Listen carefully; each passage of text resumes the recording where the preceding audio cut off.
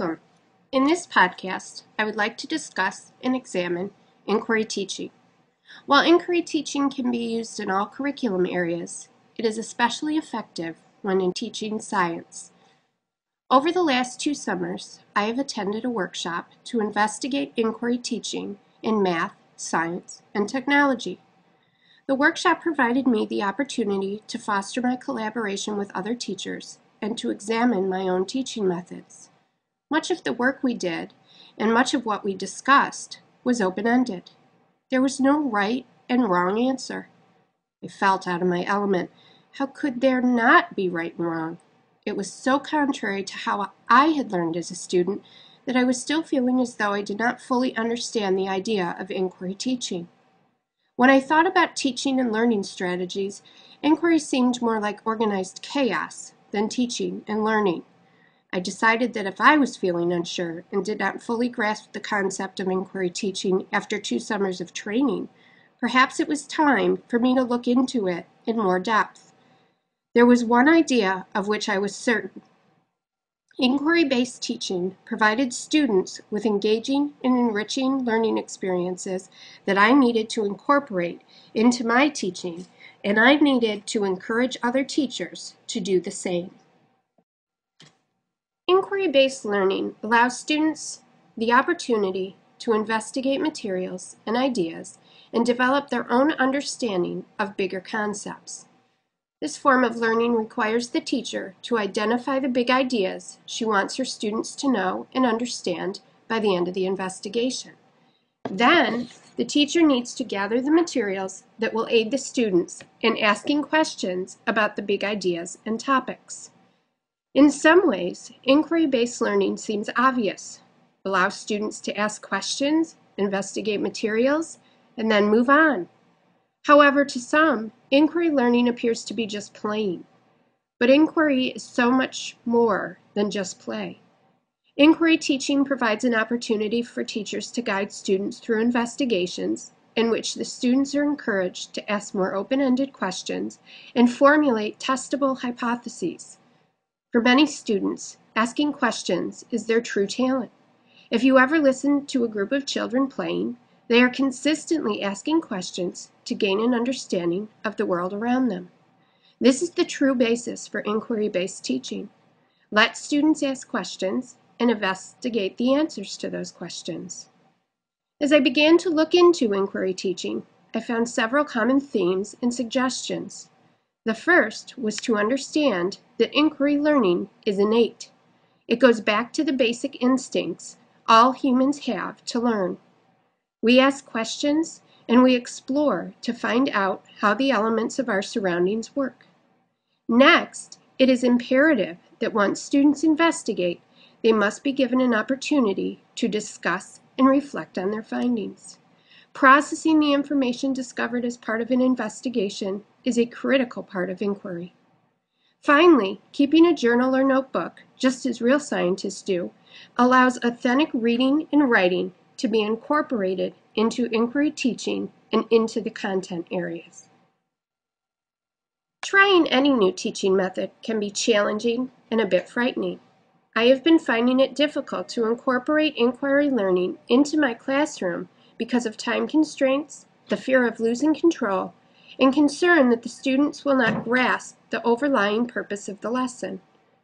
Inquiry lessons can seem chaotic at best, with all students investigating and exploring what they are interested in learning as opposed to a highly structured teacher-directed activity. Many teachers, myself included, feel as though any administrator walking by a room would assume the teacher lacks management skills when an inquiry lesson is occurring. However, as with any lesson in any content area, inquiry skills need to be modeled and taught.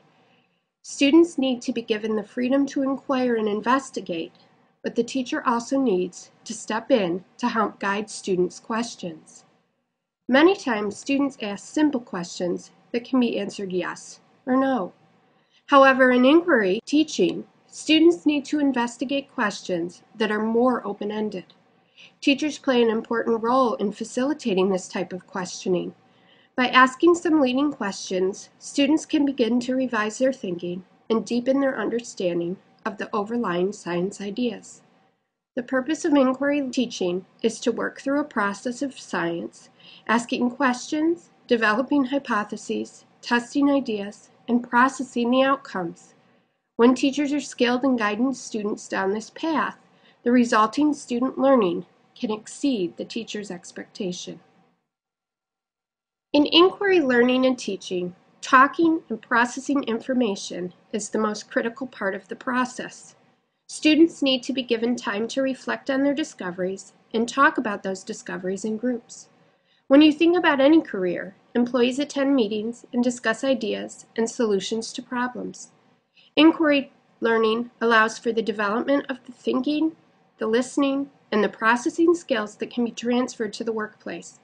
While it will be years before the typical elementary student will experience these types of meetings, building the foundation for communication and problem-solving skills is the job of the teacher. By reflecting and discussing, more questions and curiosities may surface. In traditional teaching, we may dismiss these additional ideas in the interest of time. I know I have done it in my own classroom. When you are so pressed for time, there is an element of concern about completing the entire prescribed curriculum.